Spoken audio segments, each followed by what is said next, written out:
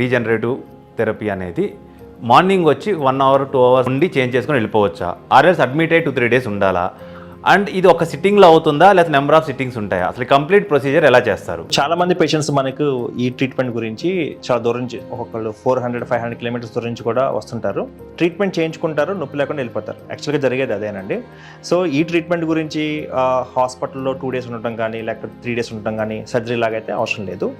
Patient వచ్చిన తర్వాత first of all for example ఇది laser treatment, radio frequency ablation అయితే కనుక ట్రీట్మెంట్ ఒక 40 మినిట్స్ టైం పడుతుంది. మాకు చేసిన వెంటనే నొప్పి తగ్గిపోతుంది, హ్యాపీగా ఇంటికి వెళ్ళిపోవచ్చు. 3 వీక్స్ తర్వాత ఒకసారి రావాల్సి ఉంటుందండి. సో ఈ 3 వీక్స్ తర్వాత వచ్చినప్పుడు మనకు ఈ గుజ్జుకి సంబంధించిన ఇంజెక్షన్స్, గ్రోత్ ఫ్యాక్టర్ కాన్సన్ట్రేట్ అంటే బ్లడ్ నుంచి మనం సపరేట్ చేసి ఈ గుజ్జుని పట్టించే సెల్స్ని మనం సపరేట్ చేసి గ్రోత్ ఫ్యాక్టర్స్ మనము స్కాన్లో చూసుకుంటా నీ జాయింట్లోకి చేయాల్సి వస్తుంది. అది కూడా మనకి 1/2 అవర్ to 40 మినిట్స్ టైం పడుతుంది. గంటల తరబడి ఉండాల్సిన అవసరం అయితే ఏమీ ఉండదండి.